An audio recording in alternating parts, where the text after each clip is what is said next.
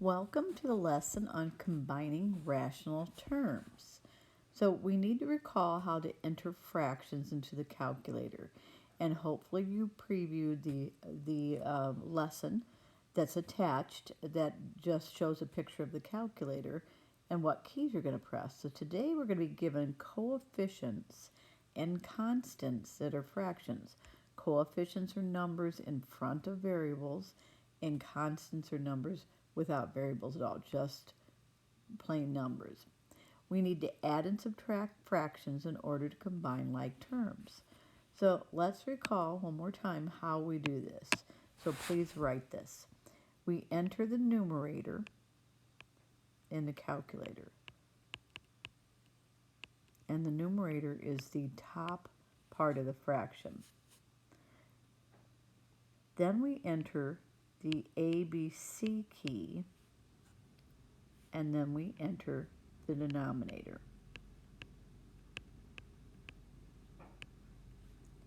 And the denominator is the bottom number of a fraction. So what I will tell you about entering fractions in a calculator is it's a little bit cumbersome. There's a lot of keystrokes. However, when we have to do fractions without the calculator, it's also many steps and a lot of work, particularly when we don't have common denominators. And what I mean by that is when we add or subtract fractions, these denominators have to be the same. So we have to alter either one or both of these fractions in order to form an equivalent fraction so that we can have a common denominator. Here's the good news. When we use the calculator, we don't have to do that. We can enter the fractions as they are. So let's start. We're going to write down exactly what we need to enter in the calculator in order to add these two fractions. First of all, because it's a negative 3/8, I need to enter the negative sign. That's a white key down at the bottom. Now I'm going to enter the numerator, which is the top number. So I'm going to enter 3, then my ABC key, then the 8. So we've now entered that fraction. Now we're going to add the next fraction. So we enter 5, the top number, the numerator, the ABC key again to make this fraction, and then 12.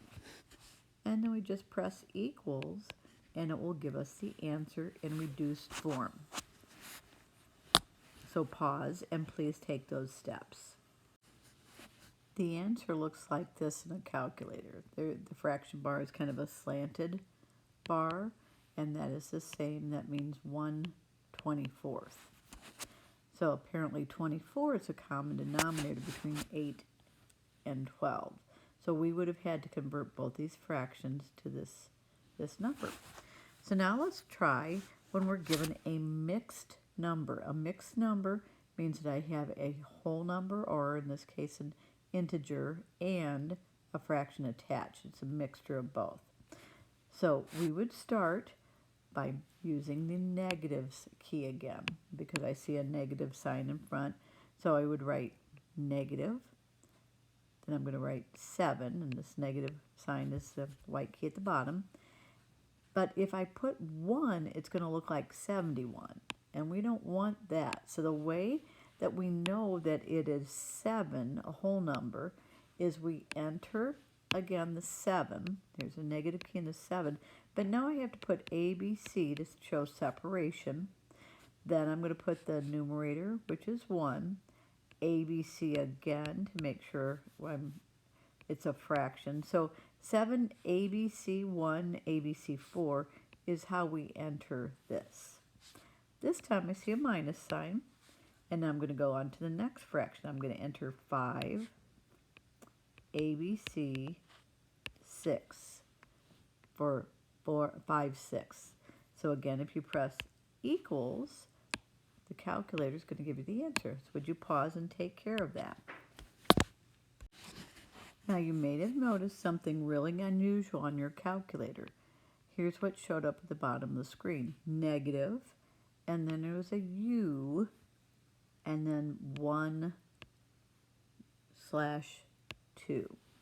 So let's decipher that. That means negative 8, the whole number, just like we had 7 and 1/4. This is a mixed number. This is telling us that this is the whole number, the whole units. And then 1/2 would be 1/8, or excuse me, 1/2. So we have negative 8 and 1/2. So if you look at this, remember how we do a keep, change, change? It makes sense that this would be a negative. We would change that to a plus, and this would be a negative. So if we're adding two negatives, it's going to move us further down the number line. So let's continue now and try this with combining like terms. And by the way, before we move on, if you did not get this answer, can you go back, clear your calculator, and try it again? Because we're entering so many keystrokes, it's really easy to make a mistake. You also want to look at your calculator screen each time you do this, because sometimes when I press a key, I think that I've entered it, but sometimes it doesn't enter. So let's go down to the bottom part. Our directions say simplify the following expressions with rational coefficients and constants by combining like terms.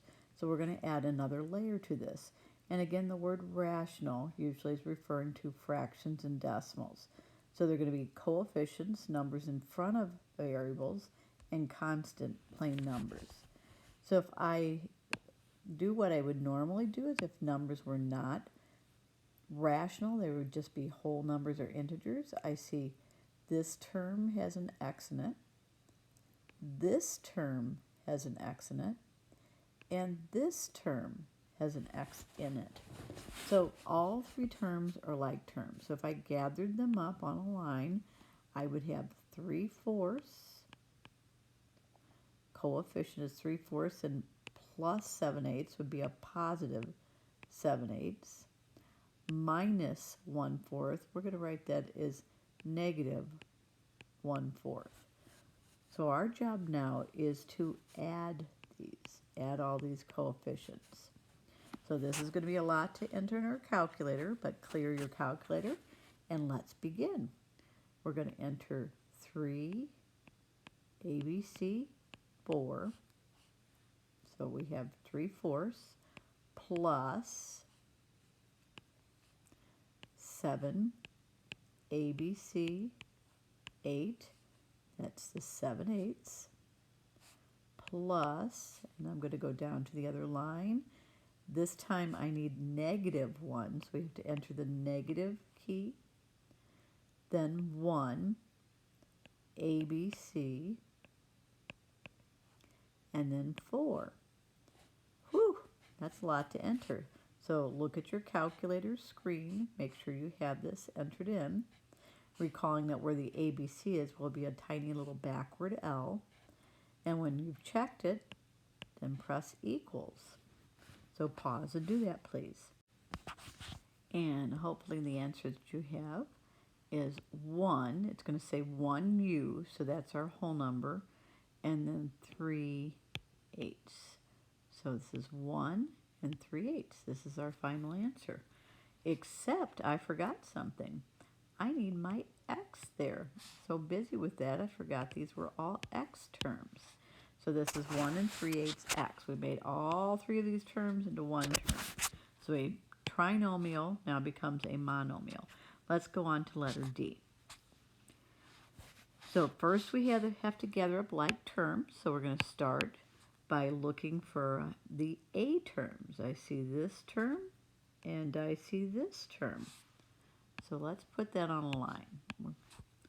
I'm going to call that -4 2/5 A. And then we have positive plus, so I'm going to write it as positive 1/5 A.